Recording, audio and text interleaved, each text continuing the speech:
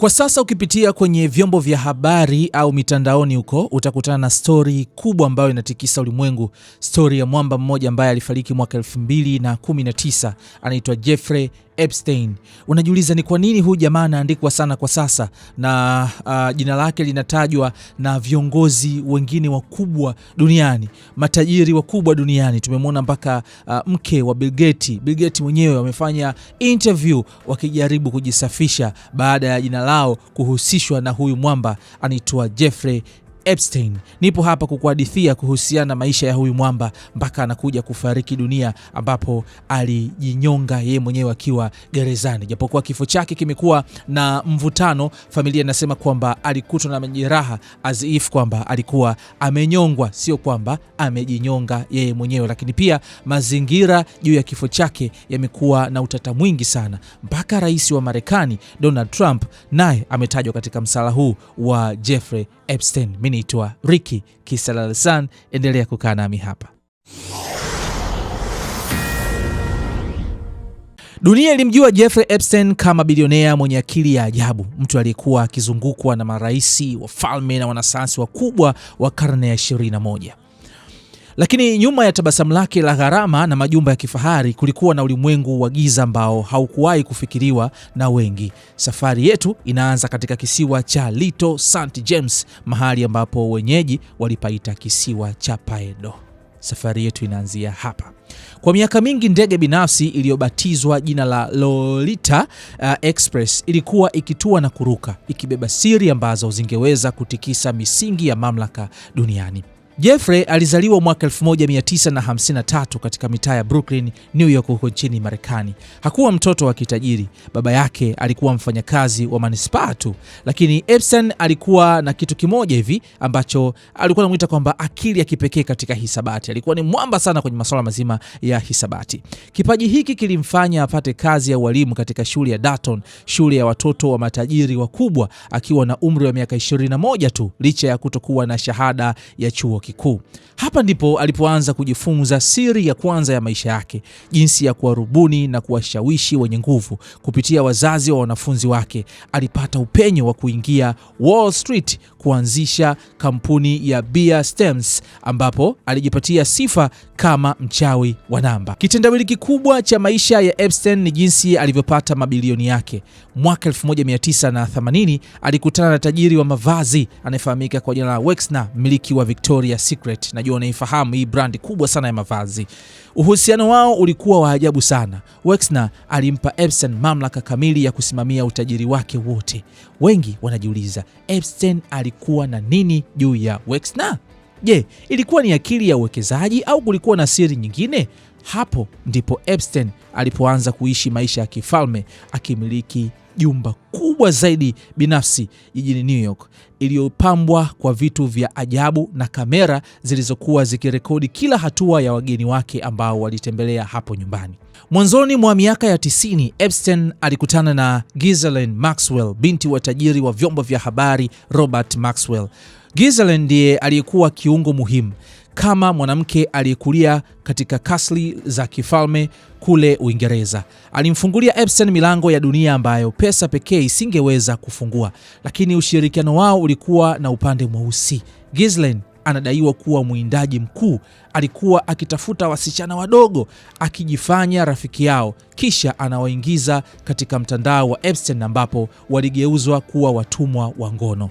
Epstein hakujenga himaya ya ngono tu, alijenga mtandao wa ushawishi. Orodha yake ya marafiki ilijaa majina mazito kama Bill Clinton, Donald Trump, Bill Gates na Prince Andrew wa Uingereza.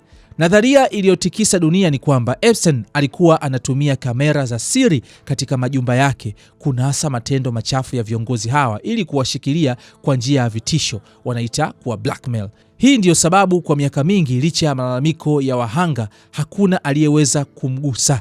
Alikuwa mtu ambaye anajua mengi mno kuhusiana na viongozi hawa wakubwa. Sekeseke la kwanza lilitokea Florida mwaka 2005 baada ya malalamiko ya msichana mdogo. Polisi waligundua mtandao wa kutisha, lakini hapo ndipo mfumo wa sheria ulipoonyesha upendeleo wake. Epstein alipewa mkataba wa siri na mwanasheria Alexander Acosta akatumikia kifungo cha miezi michache huku akiruhusiwa kutoka ofisini kwake mchana. Ilionekana kuwa ameshinda, lakini mwaka 2019 kutokana na ushujaa wa waandishi wa habari na wahanga waliokataa kunyamaza, Epstein alikamatwa tena New York. Safari hii hakuwa na mkataba wa kumlinda, bali alishikiliwa mpaka umauti wake. Agosti 10, 2019, dunia ilipokea habari iliyoshitusha. Jeffrey Epstein amekutwa amekufa katika selo yake ya gereza lenye ulinzi mkali. Kifo chake kimezungukwa na mfululizo wa matukio yasiyoelezeka. Kamera 2 zilizokuwa zikielekea selo kwake ziliacha kufanya kazi. Walinzi walidaiwa kulala usingizi. Rafiki yake wa selo alikuwa ameondolewa siku chache kabla. Ingawa ripoti rasmi inasema alijiua, daktari wa familia alisisitiza kwamba alikutwa na majeraha ya shingo yake yafananayo na mtu aliyenyongwa. Hapa sasa ndipo simulizi hii inapofika kwenye kilele chake cha hivi karibuni, hatua ambayo ilitikisa dunia na kuanza kufungua masanduku ya siri ambayo wengi walidhani yangebaki gerezani milele. Baada ya kifo cha Epstein, dunia ilidhani siri zimezikwa. Lakini mfumo wa mahakama nchini Marekani ulikuwa na mpango wake mwingine kabisa. Kupitia kesi ya madai ya mhanga mkuu ambaye alifahamika kwa jina la Virginia Giuffre dhidi ya Ghislaine Maxwell, majaji waliamua kuwa umma una haki ya kujua ukweli. Mapema mwaka 2014, amri ya mahakama ilitoka. Mamia ya kurasa za nyaraka za siri ambazo kwa miaka mingi zilijulikana kama mafaili ya Epstein zilipaswa kuwekwa wazi. Hapa sasa ndio msala ukaanza rasmi. Wakati mafaili haya yanatolewa, ulimwengu wa mtandao na vyombo vya habari ulisimama, huku kukiwa na zaidi ya majina 150 ya watu waliotajwa, wakiwemo marais wa zamani, wanasayansi, wanamitindo na mabilionea. Kila mmoja alianza kutafuta jina la adui wake au shujaa wake. Nyaraka hizi hazikumaanisha kuwa kila aliyetajwa alikuwa mhalifu, lakini zilithibitisha jambo moja: Epstein alikuwa amefanikiwa kuingia ndani kabisa ya mishipa ya uongozi wa dunia. Mafaili haya yalifichua ushahidi wa mienendo ya ajabu. Yalielezea jinsi wasichana wadogo walivyokuwa wakisafirishwa katika majumba yake na jinsi wageni mashuhuri walivyokuwa wakipokea huduma ambazo leo hii zinatajwa kuwa ni unyanyasaji wa kingono. Majina kama Bill Clinton, Donald Trump yanatajwa tena, si kama washtakiwa bali kama watu waliokuwa karibu na mzunguko wa Epstein, jambo ambalo liliendelea kuchochea mijadala mikali ya kisiasa. Moja ya pigo kubwa zaidi lilikuwa kwa familia ya kifalme ya Uingereza. Mafaili hayo yalielezea kwa kina madai dhidi ya Prince Andrew, yakimtaja kuwa mmoja wa watu waliofaidika na mtandao huo wa Epstein. Picha yake akiwa amemshika kiuno Virginia ilikuwa kilelezo tosha cha anguko la heshima yake. Licha ya kukanusha vikali, shinikizo la nyaraka hizi zilifanya avuliwe vyeo vyake vya kijeshi na kuitwa raia wa kawaida machoni pa sheria. Kufunguliwa kwa mafaili hayo kulifichua mbinu ya Epstein ya kutumia kompromati. Inasemekana alikuwa na video za siri za karibu kila mgeni mzito aliyetembelea kisiwani kwake au nyumbani kwake huko New York. Nyaraka hizi zilionyesha kuwa Epstein hakutafuta marafiki, alitafuta mateka wa siri zake. Hii inafafanua kwa nini kwa miaka 30 hakuna kiongozi yote aliyethubutu kumnyoshea kidole, licha ya uvumi uliokuwa umeenea kila mahali kuhusiana na tabia zake.